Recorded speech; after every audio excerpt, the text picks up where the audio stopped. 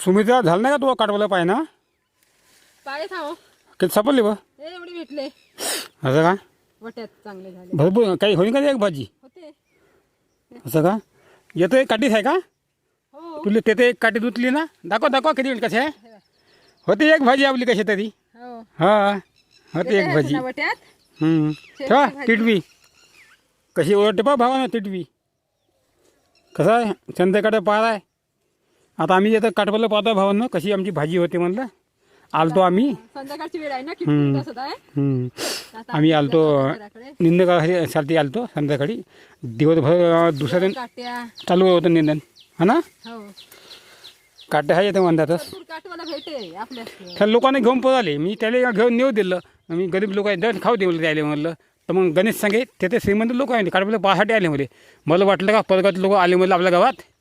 काठवलं नेता नेऊ दे म्हणलं 2-3 वेळ ते लोक आलते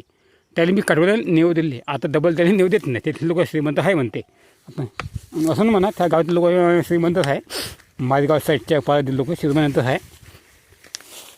आता दादा का घराकड आता जाऊ घरी असं का हो बघा भावानं एवढे काठवाला निघले हो होते आपली भाजी कशी का करायचं आहे हवा नाही होते ना भाजी